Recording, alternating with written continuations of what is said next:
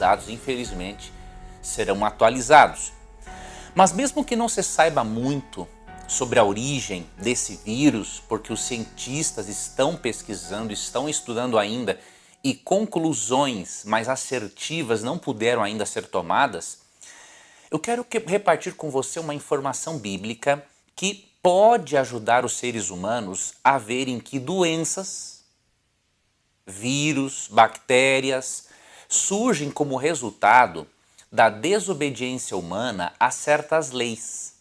Sejam leis de ordem moral, sejam leis naturais, leis psíquicas e até mesmo leis dietéticas. E eu quero mostrar para você que em Levítico 11 e também em Deuteronômio 14 há uma relação de carnes de animais que foram proibidos por Deus para o consumo. E interessante que, para dizer que esses animais são impróprios para a alimentação, Deus se utiliza de uma linguagem diferente, que era a forma de ele alcançar os israelitas na época e os povos antigos. Ele diz que esses alimentos eram imundos ou impuros, ou seja, uma forma de Deus dizer que eles não deveriam fazer parte da alimentação dos seres humanos. Mas antes, eu não quero que você pense que eu sou aqui um fanático exagerado, que está atribuindo a causa do coronavírus a uma alimentação imprópria simplesmente. Isso é uma possibilidade, mas conclusões mais assertivas teremos com o tempo, não é? Quando os cientistas concluírem os estudos. Mas eu quero já repartir alguma informação com você acerca do que a Bíblia diz, tanto em Levítico 11 quanto em Deuteronômio 14. Eu vou usar a listagem de Levítico 11, depois você pode ler Deuteronômio 14. Antes de eu mencionar o texto bíblico, veja o que disse uma matéria da BBC News, escrita por Ellen Briggs. Vou ler aqui alguns parágrafos. Ela disse o seguinte: em algum lugar da China, um morcego voa deixando para trás um rastro de coronavírus em seus excrementos, que caem em meio à vegetação de uma floresta. Um animal silvestre, possivelmente um pangolim, não se tem a certeza, mas o mais provável é que seja o pangolim, está à procura de insetos para comer, faz contato com os excrementos e o vírus. Eventualmente, um deles, o pangolim, é capturado, entra em contato com seres humanos e de alguma forma acaba infectando alguém. Esse indivíduo, por sua vez, transmite o vírus aos seus colegas no mercado, onde outros animais silvestres são vendidos. E assim pode ter nascido o surto global do novo coronavírus, que, segundo a Organização Mundial da Saúde, tem potencial de pandemia. Na mesma matéria, a autora diz que os cientistas estão tentando comprovar esse cenário e tentam encontrar animais selvagens com o vírus. Então não existem conclusões totalmente tomadas, mas existem certas possibilidades. E por que, indo para a possibilidade de que o pangolim é o principal, diríamos, transmissor para os seres humanos do coronavírus, o pangolim, quando você compara as características dele com aquilo que a Bíblia ensina sobre os animais lícitos ou ilícitos para alimentação, você percebe que o pangolim é usado na alimentação, obviamente, e as escamas deste animal são vistas com potencial afrodisíaco.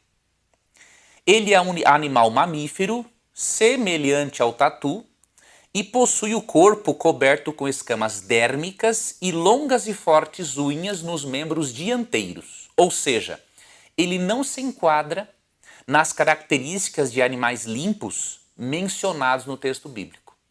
Quer ver? Quando o texto bíblico fala dos animais apropriados e dos inapropriados para a alimentação, falando acerca dos animais terrestres, quais são as características que um animal deve de ter para que ele possa servir de alimento. E aí eu vou lhe explicar, inclusive, a razão para isso. Vou ler para você Levítico, capítulo 11, dos versos 1 ao 8. Depois você pode ler outros versos para ver quais são as características dos animais aquáticos que você pode ou não comer e quais são as características das aves, insetos e por aí vai, tá bom? O Senhor falou a Moisés e a Arão, dizendo: Falai aos filhos de Israel: dentre todos os animais terrestres, esses são os que podereis comer: os que têm o casco fendido e ruminam. Por quê? O animal que tem o casco fendido e rumina, ele tem um sistema digestivo complexo, mais capaz de eliminar toxinas daquilo que ele come. Ok? E aí, entre os animais que não têm essas características, óbvio, o pangolim não é mencionado por nome aqui, mas ele tem as características dos animais impróprios. Eu vou ler aqui para você. Ó. Primeiro, ele não tem o casco dividido, né? O pangolim tem garras, grandes unhas nas partes dianteiras e ele não rumina, não é um animal que rumine, que tem um sistema digestivo complexo. E aí, diz o verso 4, assim, entre os animais que ruminam, ou que têm tal casco, não deveis comer os seguintes: o camelo, pois rumina, mas não tem tal casco. Para vós ele é impuro. Ou seja, o animal, para ser impuro, ele tem que ter o casco dividido e também tem que ruminar. Digamos que o pangolim ruminasse, mas se não tem o casco dividido, também não é considerado um animal próprio para alimentação. Tem que ter as duas características. E aí segue o verso 6. A lebre, pois rumina, mas não tem tal casco. Para vós ela é impura. E olha outro animal, verso 7. O porco, pois tem casco fendido. Nesse caso tem casco fendido, porém não rumina. Para vós ele é impuro.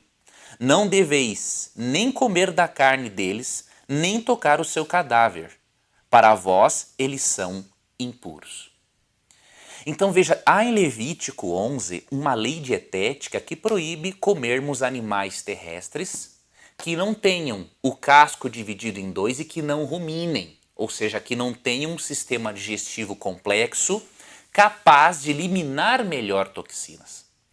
Não estou dizendo para você que não possamos ser contaminados por animais considerados puros, mas o que eu estou destacando é que o contágio é muito maior, a contaminação é muito maior em animais considerados impuros, cujo sistema digestivo e sistema imune não são tão eficientes como o dos outros animais puros para eliminar toxinas e para lidar com micro-organismos invasores. Então, queridos, se nós obedecermos às orientações de Levítico 11 e colocarmos a lei de Deus acima do sabor dos alimentos, podem ter certeza, o resultado será menos doença, menos dor e menos sofrimento.